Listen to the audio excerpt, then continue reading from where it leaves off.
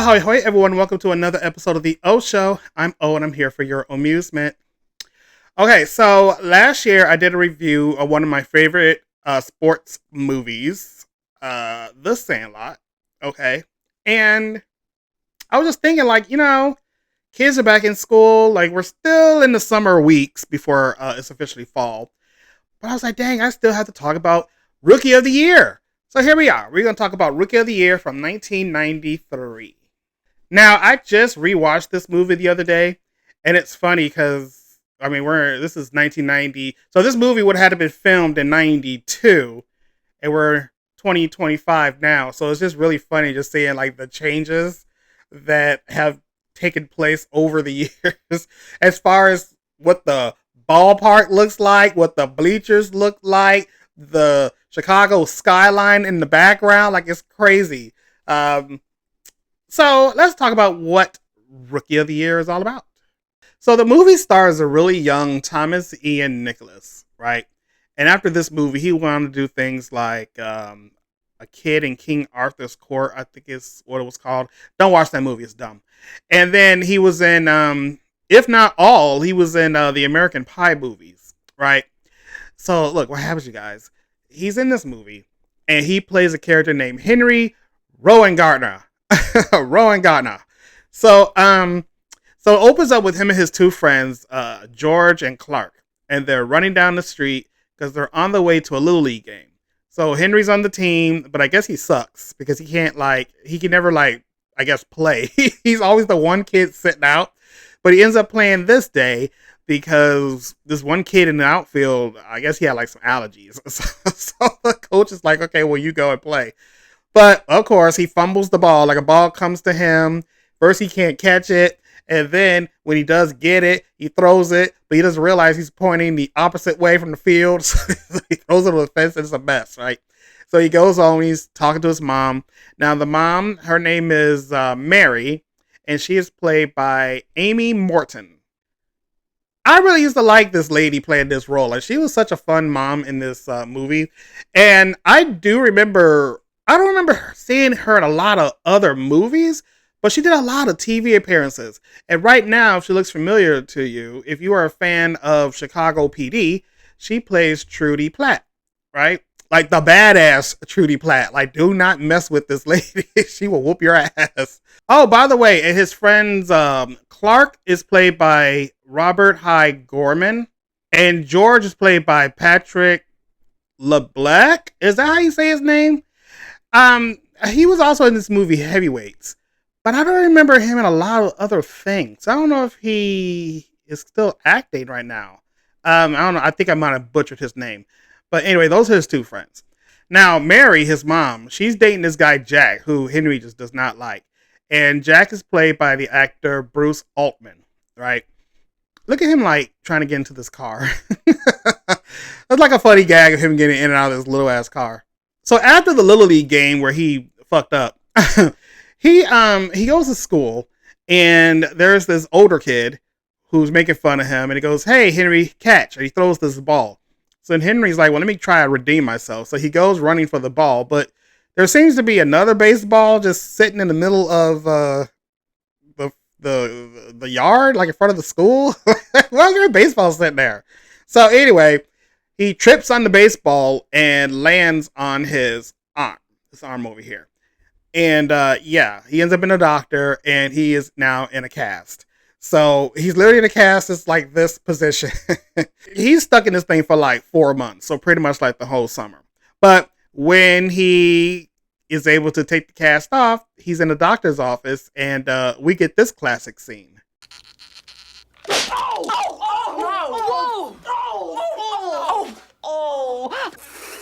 Funky butt loving. Did he say funky butt loving? Oh. So after pretty much getting kicked out of the doctor's office, so his mom is like, well, happy cast off day. And she gives them Cub tickets. So they go to the Cubs game. And this is when Henry's life changes, right? So him and his friends are in the bleachers. And I don't remember what team is playing the Cubs. But there is a home run that's hit, right? and it comes into the bleachers. They get the ball, and there's a tradition where if the opposite team hits a home run, throw the ball back, right? So it starts off at George, who's like, well, I'm not going to throw it. This is being on TV. He gives it to Clark, and Clark's like, I'm not doing it either. He gives it to Henry. So now Henry doesn't realize that with his tendons being like the way they are after being in that cast, they are really tight. So when he goes to throw, he actually throws the ball from the bleachers to home plate.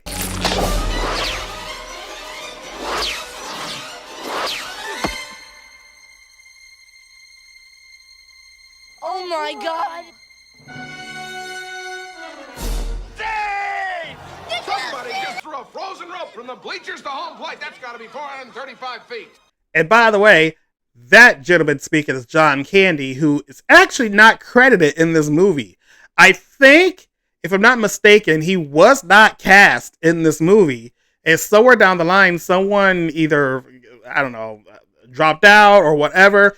But every time you see John Candy, he's just being filmed like separately from everything else. And I guess it was like a last minute addition, if I'm not, correct me if I'm wrong. So when they filmed all that and edited him in, I guess they forgot to add him to the credits because he wasn't originally like cast in the movie, I believe. So anyway, this is also when we meet Chet Steadman, aka the Rocket, played by Gary Busey. When Gary Busey was in his movie prime. I don't remember when he had that accident. Do you guys remember? And now, if you've seen Gary Busey lately, I think he's in some legal trouble now. Some allegations have come up about some harassments that may or may not have gone down, allegedly. But that was like awesome seeing Gary Busey. I mean, if you're familiar with his previous roles before this. But then I don't remember seeing him like after this movie. That and like in the normal state of mind. Anyway, he's the pitcher, but he's had an accident, he's had surgery, and he's recovering, but you know, he ain't doing all so great. So anyway, everyone's like, who threw this ball from the bleachers to home plate? So anyway, Henry runs off, and we find that it was a kid, right? So we are introduced to Larry Fisher, played by Dan Hedaya, right? And so he's like, who threw that? Who threw that? And they're like, it was a kid. He ran off. All we know is his name is Henry, but that's all we know. So they're like, well, goddamn it. So now Henry's at home with his friends, and he's testing this throw out. And his mom and Jack come home and witness his throw. And Jack is like, holy shit. Like, you should actually, his friend George is like, you should play for the Cubs. And then Jack is like, I think he should. Because Jack ends up, as we see throughout this movie, ends up being an asshole. So he gets on the phone with the Cubs, and they're like, yeah, that was this person that threw a ball. He's like, well, I know who that was. Let's like make a deal. Like, have him come in and throw for you, and maybe he can play for you. Yes, that is happening. So don't take this movie too serious. So that's what happens, y'all. So then we're introduced to a character named Sal Martinella, played by Albert Hall. And so he comes to the house to meet Henry so that he can come to the ballpark and throw. So I guess Noah told him that this is a kid. He just knows that he's meeting Henry. What's his name again? Hello, son. I'm looking for Henry Ruhlenfurter. Ravenboozer. Rosenberger. Gardenhoser. Ruhlengroder. So that's the running gag of this movie. Like, this man never says this kid's name right. Except this one time. Ron Gardner, you're going in. What do you call me? So long story short with that, Henry goes to the park. He throws. He's throwing like 100 miles per hour. Someone talks to Jack behind Mary's back and was like, you could be his manager. So, of course, greedy ass Jack is like, okay. And, next thing we know, Henry is playing for the Cubs. So now, it seems like the movie just moves to Henry's first game. And he literally is meeting people for the first time, right? So, first of all, before we even get to that, there's this funny scene where him and his friends show up at the park and knock on the door. And then we have this guy who's like, well, check it out. Autographs after the game. Wait, I'm Henry Rowan Gardner. Why didn't you say so? Oh, that's a horse of a different color. Come on in. So obvious nod to the Wizard of Oz when Dorothy and the others get to Emerald City. So anyway, Henry gets to the ballpark and he seems to be meeting the players for the first time, introducing himself. And he's in the locker room, and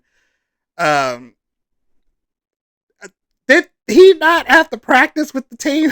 Because I'm pretty sure, like, if you were bringing this kid in who's probably like junior high, you're bringing him into a Major League Baseball team for the first day, but he never met anyone. I don't know, that always just seemed weird to me.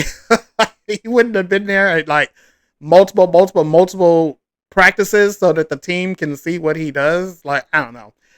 That's just me.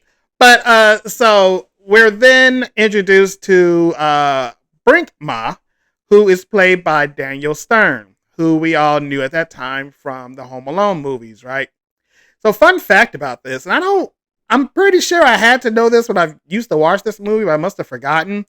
Daniel Stern actually directed this movie, right? And this is his one and only director credit. So I thought that was always kind of fun. So he plays this buffoon named Brinkman, who's the pitching trainer, right? Pitching coach. So Stedman is pitching, and Henry's like, well, you know, I'm here. I might not end up playing, but I guess Stedman sucks. So the one manager is like, okay, Stedman, you're coming out. Like, put Henry in, right? So they do. They put Henry in. People are like going crazy. One thing I always notice in this scene, when you look at his friend George, who's all the way in like VIP somewhere, he has like all these like yellow stains on his shirt. I was always wondering if there was some kind of deleted scene where he was cheering and maybe dropped a hot dog on his shirt or something. Like, why are you in this scene with yellow stains? It's never really explained. So the first person who's at bat on the opposite team is this guy named Hito. Hedo? No, it's Hito. So yeah, big huge dude, intimidates Henry, and Henry throws and ends up, this guy gets a home run. So, boo. He ends up hitting the next player, so that guy takes a base. But then his next batter, he throws a wild pitch, right? So stuff happens, and he doesn't realize, like, they won the game. Like, so what he thought was, like, awful just ends up being, like, a win on their part. So, W for the Cubs. Then we get a scene where Henry is building a boat with his friends. But it used to always... Okay, so if you're familiar with Chicago, you have the city and then you have your surrounding suburbs. Now, every time they go, except the one scene, you can obviously tell they're on a subway train to get to the ballpark. But there's a lot of times they just seem to be like leaving, I guess, I don't know, someone's house and they're just running. Like, where are they? It's never really established. Are they even in the city or are they in the suburbs? Because Henry and his friends are building this boat on like a lake. So where is this lake? Like, is it north? It's not south. Is it like, are we west suburbs? Like, it's not really clear, like, exactly where do these people live? I don't know. That might not be a big thing. It's just always like, you just see them in the city all the time. And then all of a sudden they're on at this boat on a lake. So I'm pretty sure it is like them in the suburbs. I just want to know which one. Where are they from the ballpark?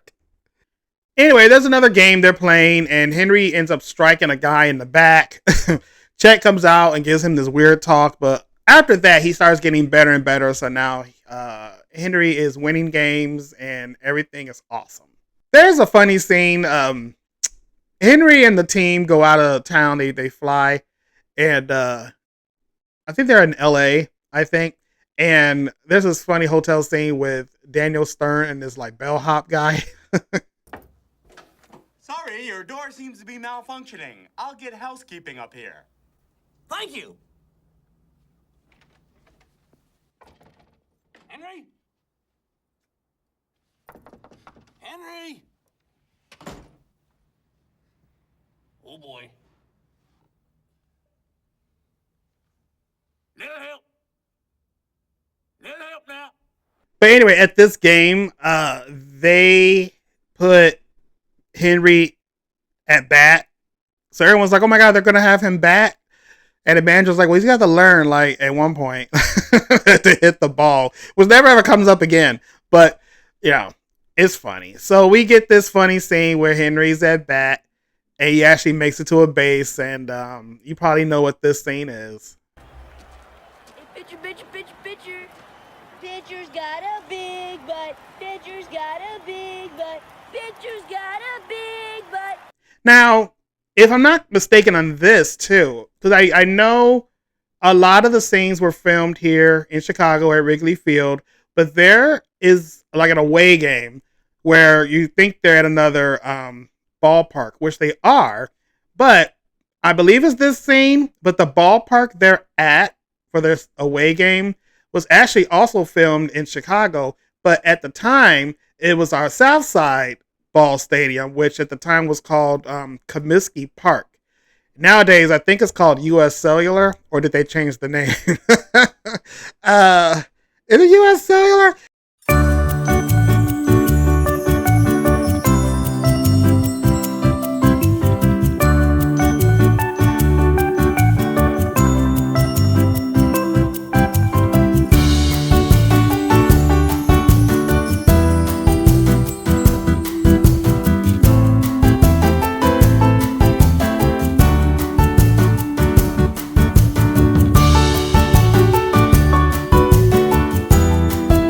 They come back to Chicago.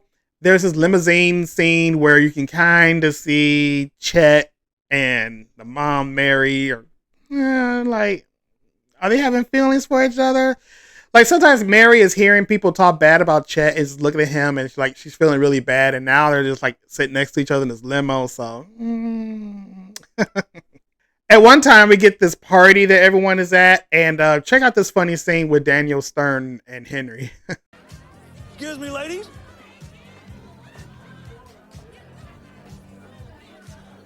Excuse me. Thank you. All right now. Oh boy, pinball. Ready. Come on, baby. So Jack is kind of seeing, is there not something going on between Chet and Mary? And then you got Dan Hedaya's character, Fisher, that's his name. He kind of sees it too, and he's like, hey, well, guess what? We got an offer for $25 million to sell Henry to the Yankees. And if you do it, you get 10% of that. And stupid, greedy asshole Jack kind of agrees to it. But the catch is Mary has to sign the contract. So during a Pepsi commercial, he tells Mary, like, here, sign these papers. And she's like, what's that? He's like, oh, it's Henry's contract. And, she didn't know. So she's like, oh, okay. Because she trusts Jack. Mistake.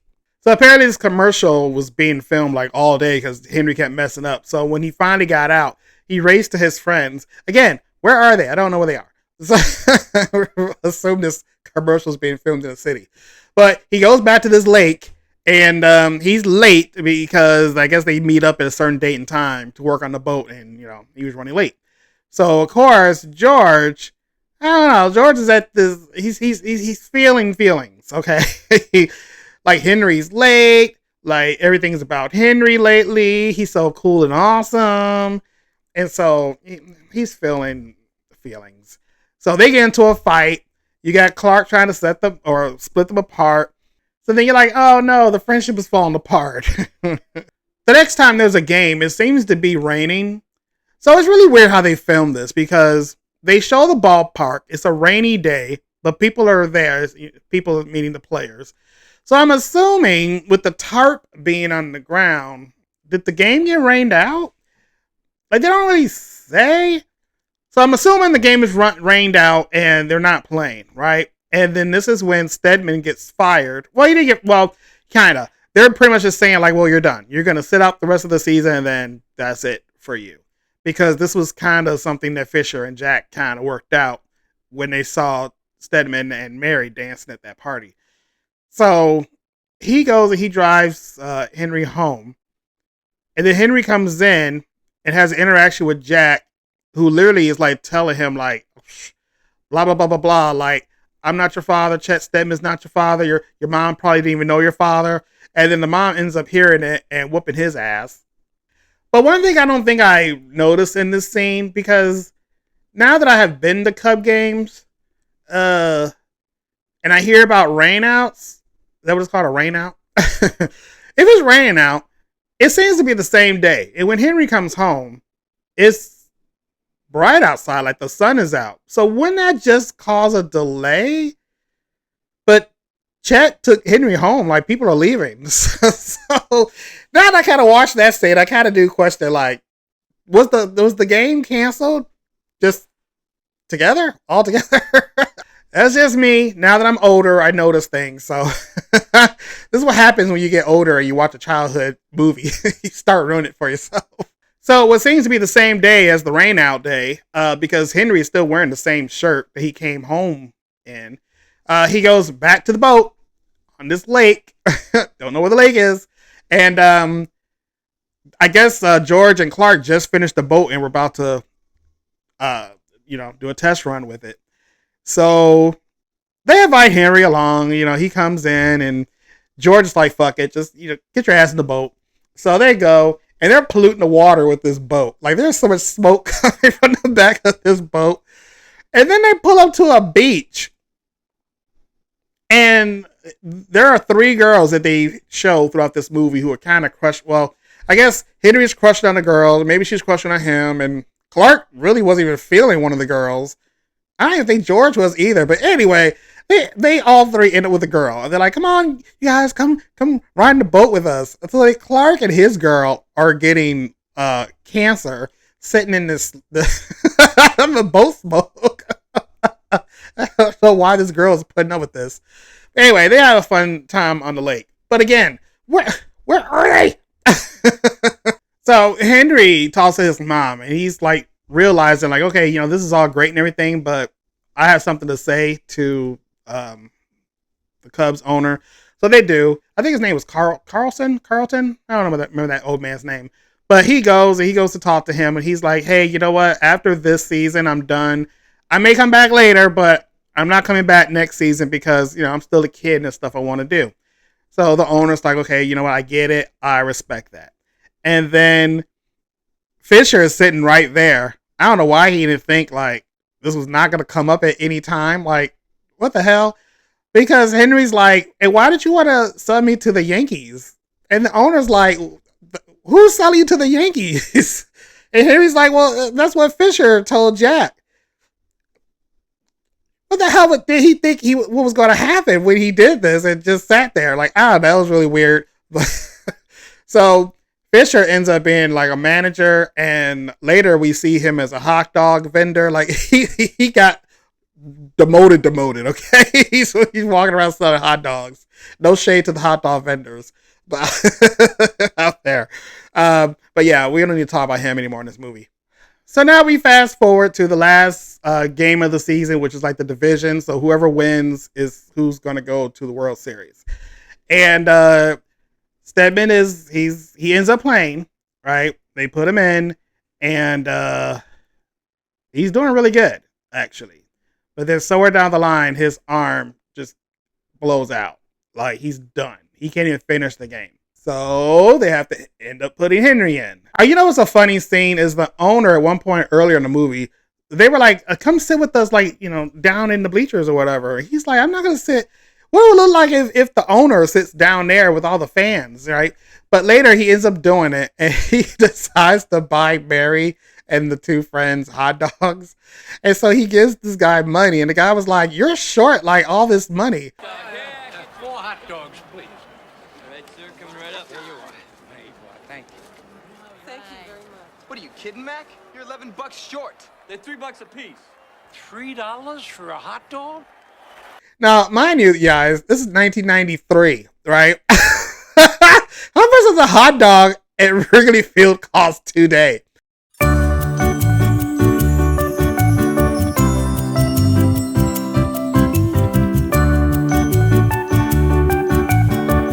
And not only is it just a hot dog, now there's like gourmet hot dogs. And y'all, the last time I went to the Cubs game, I think I spent more on the food and beer than the ticket. Because everything is like $13 for a beer. I don't remember if I'm thinking the right place. I might be thinking of the United Center. But anyway, prices are ridiculous right now for food and alcohol. Let me just say that. Let me get that off my chest.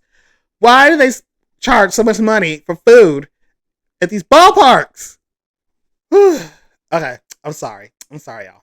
So anyway, we're at the bottom of the ninth, right? And so Stedman's out, Henry's in. And as Henry is getting ready to come out onto the field, he slips on a goddamn baseball. Why are there just baseballs just everywhere? Just for people to have accidents. But I guess he didn't see the baseball sitting on the ground. So he slips and falls on his arm, and you can guess what happens. The power in his arm goes away. So it just reverts back to a regular old right arm. So he's like, holy shit. So of course now he's just throwing balls, and he's throwing like just all limp and stuff. And everyone in the crowd's like, what the fuck is he doing? So he ends up walking this one player, and they're like, what the fuck? So he ends up calling the team out to the field in a huddle, and he's like, look, my arm is gone. I can't do it. But all is not lost, because they just got to get 3 people out. The first person gets out because the one that Henry just walked, they do the as John Candy puts it.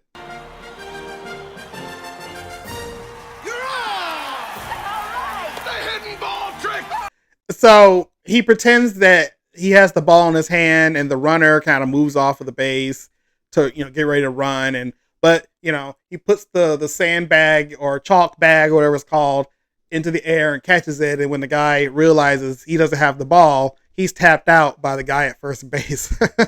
Who, his character is Okie. I think his name is Neil Flynn, or is it Flynn Neil? No, it's Neil Flynn. That sounds right. But I didn't realize this at first. I know he's been in a lot of things, but I didn't really pay attention to this man until he was the dad on The Middle. And then I went back to just kind of see, like, what else has this man been in? And then I realized he was in this movie this whole time. I just never knew who this actor was. Then we have the second batter who comes up, and Henry's like daring him to run. Well, he walks him too. He gets him on the base, and then he dares him to run the second. And then the guy's like, well, check it out. I dare you to run. What?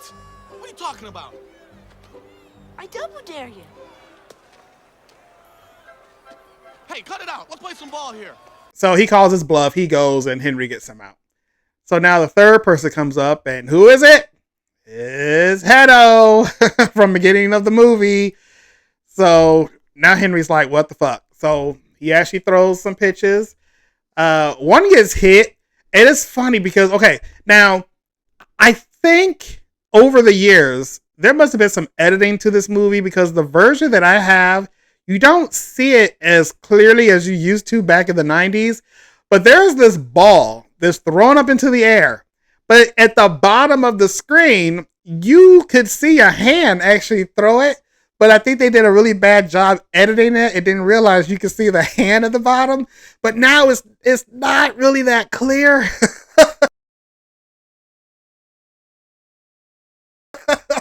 So I was looking forward to showing y'all that, but you can't barely see it. So anyway, if you know what I'm talking about, if you watched this movie back in the 90s, if you were really looking close, you will see as there was a hand that throws the ball up so that the camera can shoot it, so that it looks like the ball got hit and it's flying straight up. So I always thought that was funny. So when we get to the third strike, Henry's like worried, like, oh, how am I going to do this? And he finds that there's a piece of tape in his glove, and he peels it back, and it shows his mom's name. Mary's written in it.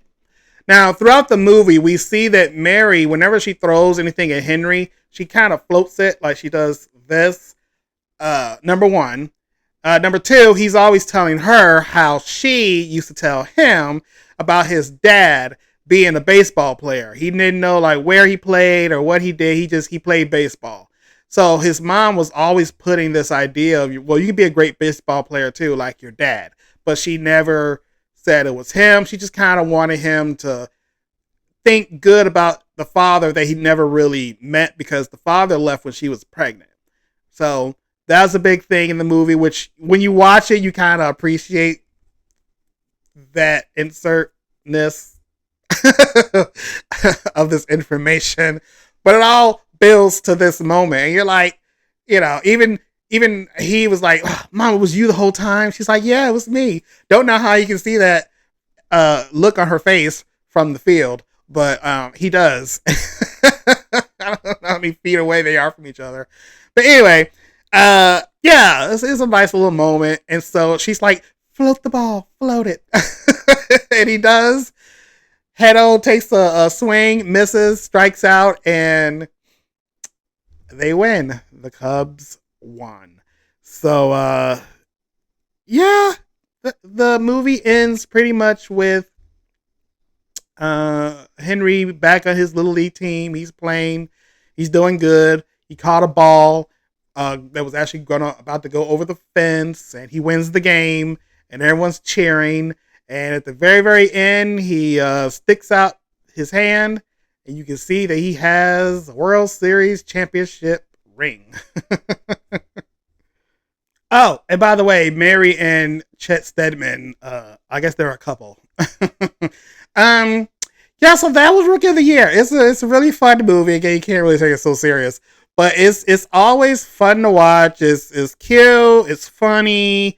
There's drama. There's divas with Jack and and Fisher. You got some romance in there. You got Gary Busey. Yeah, you guys, like, Rookie of the Year is fun. It's just a fun movie to watch. I'm not a sports person. If I go to a Cubs game, I'm literally there just to drink and just cheer when everyone else cheers. Like, I don't know what happened. All I know, if everyone's going woo, then I go woo, and if someone goes fuck, I go God damn it, and then I leave and go home. So yeah, it's fun. I like this movie. I like this movie a lot. Now, fun fact about this movie that involves me, you guys. So this movie came out in 93, which means it would have had to be filmed in 92. So the school I was going to got selected to be in this movie. So I guess towards the end, because the park is not full of people. Like, they do some weird movie magic. I don't know what they're doing, but there was supposed to be a scene that focused on a group of kids in the crowd. I don't know what they were going to do with it. And my class, even we used to watch this movie through the years when we graduated. When we used to watch it together, we used to always be like, is it this scene? Do you think it's this scene? But our school got selected. Well, it was multiple classes though. So I was in junior high. So once in my school, once you get to 6th, 7th, and 8th, we were on the second floor. And they treated it like a high school. Like, we would have a homeroom and our bell would ring. And then, throughout the day, you would switch classes to kind of prepare us for high school. So I don't remember if it was all 3 grades or if it was 2 grades, but our grade was included. And we were super excited. And then, legend has it, I don't know if any of my classmates watched this channel to confirm this info, but if you do you remember this? So we were told our principal changed his mind. We were told he agreed to it, but then he said no, and we never knew why. I do not remember anyone saying that the movie changed their mind, and that's why we're not going. I could be wrong, but I remember we were all mad at our principal for like weeks because we were like, why are you hating because you weren't invited? Yeah, anyway, I think we ended up all getting over it, but Yeah, we were supposed to be in that movie somewhere. There's a part where, like, every time the crowd wanted Henry to come out to the field, the crowd would say, "We want Henry. We want Henry." And then I learned later in life that none of that was filmed like at the park. Like there wasn't a huge big crowd that you see. I think they just whenever they show like the crowd while the games are happening, it's just footage from other actual live games. So there was a whole bunch of games where the person over the announcement speaker would say, "Okay, everyone, this maybe they said it was for a movie. I don't remember, but they said what we need you to do is shout, 'We want Henry, we want Henry.'" And I guess people were hard headed and they had to do like multiple takes, but they finally got the crowd to do it. So whenever you hear "We want Henry," it was never actually at a game they were at. It was audio taken from another game. They had to put in this movie. So I thought that was fun to learn. All right, y'all, it's that time of the show where I give my rating. And what shall I give Rookie of the Year? You know what? I still had fun watching it. I wasn't bored. Daniel Stern is a fool in this movie. He's so stupid. Like, I don't know how they pay this man. It brought back a lot of nostalgia. Like, I was thinking of stories and things that happened with me and my classmates when I was in 8th grade. Like, we went on an 8th grade trip, and the lodge we were in had this vending machine where we could rent movies. Not like Netflix or what's the Red Box that is no more. But no, there was a machine. You put money in, and you made a selection, and it dropped a videotape. Was that videotape or DVD? No, it was a videotape. It was VHS. So, yeah, we used to watch it and all this stuff. So it brought back a whole lot of memories. So, the movie is still nostalgia for me. So, I'm going to give it 4. It's not a perfect movie. It's still fun. I love it a lot. Let me know your thoughts of Rookie of the Year. Did you love this movie? Do you still love it? I mean, other than the surroundings, like, I mean, the movie still holds up. I mean, it's dated. Yeah. So that's what I got to say. All right. So cheers.